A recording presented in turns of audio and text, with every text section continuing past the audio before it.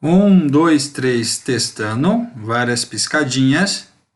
Vamos colocar aqui no modo apresentação. E agora o item 8 do nosso curso Sistema de Gestão Integrado, da SA 8000, versão 2014. Bum! Remuneração. Opa, então agora nós vamos falar de salário, né, de pagamento, de bufunfa.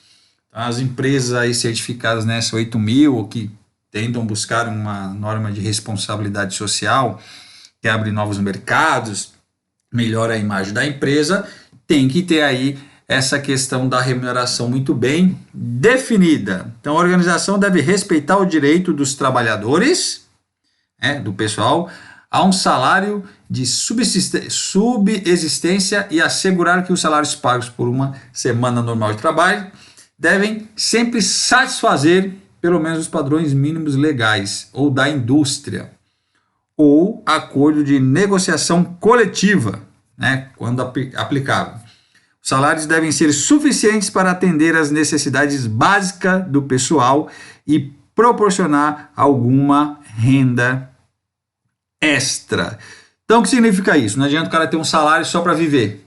Ele também precisa, ter felicidade na sua vida, fazer outras coisas, não só para pagar conta e sobreviver.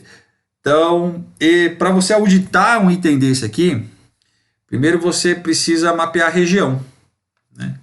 Qual é o custo médio de vida ali da região? Qual é a renda per capita apresentada lá nos dados do IBGE nessa região que você está fazendo a auditoria ou que você está implementando um sistema de gestão de responsabilidade social?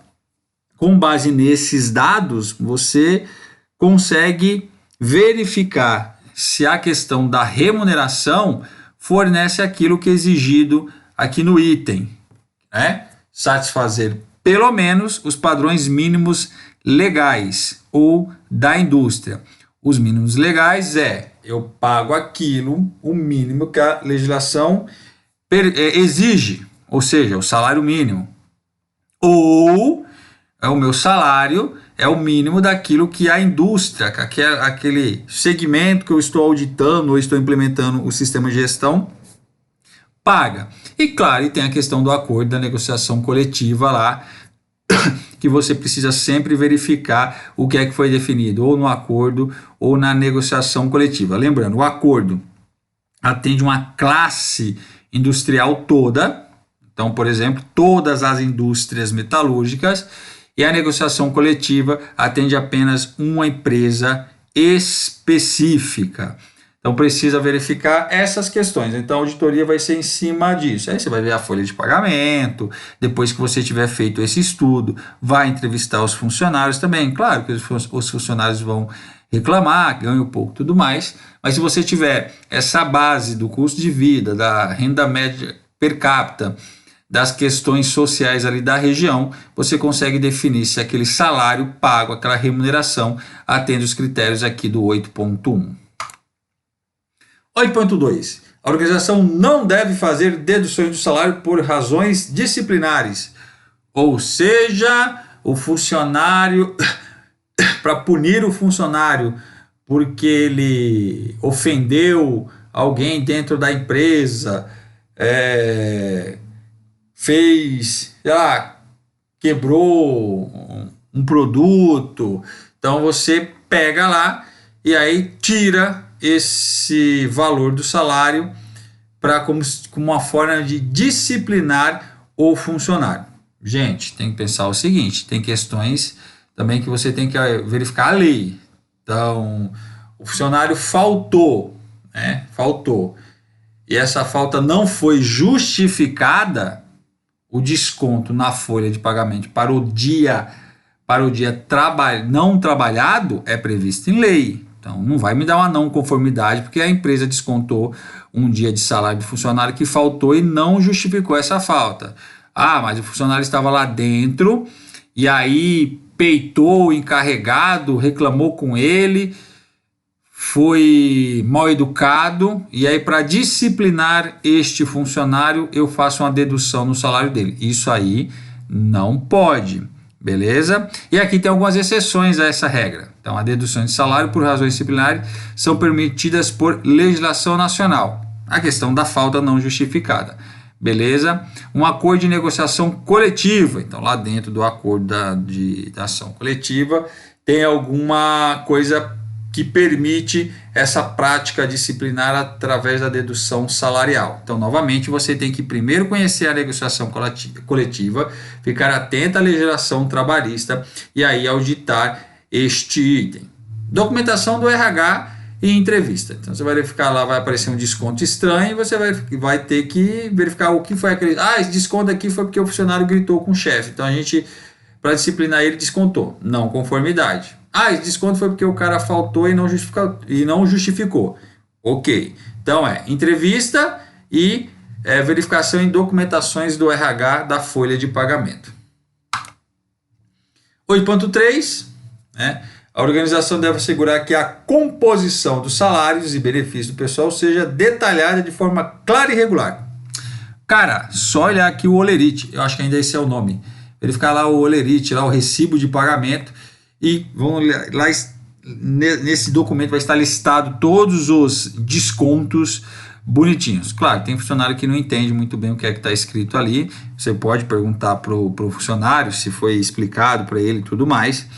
Mas estiver claro lá, mesmo que o funcionário não entenda, ele não entendeu, mas a descrição está clara, de repente ele não entendeu, por algum critério dele, você não vai dar uma não conformidade nisso. O que não pode ter é descontos obscuros que não apareceram dentro deste documento. E claro, também não posso ter nenhum desconto inventado pela empresa, que não esteja presente em acordos coletivos ou convenções coletivas. Beleza? E tem a questão dos benefícios, devidos de uma maneira conveniente para os trabalhadores. Em nenhuma circunstância com atraso de forma restritiva, tais como os vales, cupom ou notas promissórias. Então, o que é isso? A empresa deve pagar, de acordo com a lei, o salário e os benefícios devidos. O que é que ela não pode, de maneira conveniente ou inconveniente para os trabalhadores, ela não pode ter atrasos, claro. Se ela está pensando em responsabilidade social, atrasar o pagamento implica diretamente na questão social do funcionário. E de forma e pagar o funcionário de maneira que esse dinheiro dele seja difícil. Quer dizer, esse recebimento dele, essa remuneração seja difícil em se transformar em dinheiro, que ele consiga quitar os seus débitos. Então, eu vou dar vales. Tá aqui um vale anotado aqui, que esse vale R$600. Isso significa que eu te paguei, mas você pode pegar com esse vale aí, você vai descontar em algum lugar, em algum comércio associado aqui à empresa, e isso é a mesma coisa que dinheiro. Não pode, Cupons, notas promissórias. Olha, eu não estou te pagando, mas vou assinar aqui para você uma nota promissória. Então, isso é como se eu tivesse pago para você. Então, não. Salário é salário. Tem que ser pago em dia. Os descontos têm que estar de maneira clara, O desconto tem que estar de maneira clara, escrito lá para o cara entender o que é que está sendo descontado. Qualquer desconto estranho que não esteja previsto em lei tem que estar ali em algum acordo ou convenção coletiva, e o salário tem que ser pago ali em espécie, em conta bancária, nada de passar um valinho para o cara e falar, desconta lá no Zé isso aqui porque isso aí vale comida, ou essa nota promissória é a mesma coisa que eu tivesse pago, um dia você desconta. Não! É din-din na conta, dinheiro no bolso. Beleza? Auditoria, entrevista, observação, entrevista e avaliação de documentos do RH. Toda hora essa deve ser remunerada. Isso aqui é o ponto importante aqui do 8.4, Em base especial, significa que o pagamento da hora extra ele é diferente da minha hora normal. Aí você verifica as questões da legislação ou de acordos coletivos para verificar como essa remuneração especial, beleza? E o pessoal deve ser recompensado por hora extra em base especial da organização, ou igual a padrões aceitos da indústria, o que for maior. Então, você vai verificar lá qual é essa base especial da hora extra. 50%, 30% em cima do valor do dia. Então, você tem que fazer um levantamento. Como é que a indústria, aquele segmento industrial, quais são os padrões? Não, todo mundo lá paga 80% lá em cima do valor na hora extra. Essa empresa aqui paga só 20%. Não, conformidade. E a questão também da legislação. O que é lá, o que a legislação permite, o que é que ela fala que você tem que dar de cálculo especial na hora extra. Você vai comparar o que é maior, né? Se é a questão da indústria onde ele está inserido, ou o padrão, aquilo que é exigido em lei. E aí, por ele ser certificado na SA 8000, ele tem que seguir essa premissa, ou os padrões da indústria ali, do segmento que ele está inserido, ou a questão ali do que é exigido em lei, vai ser pago aquilo que for maior, beleza? Novamente, entrevista e documentação do RH para auditar este item.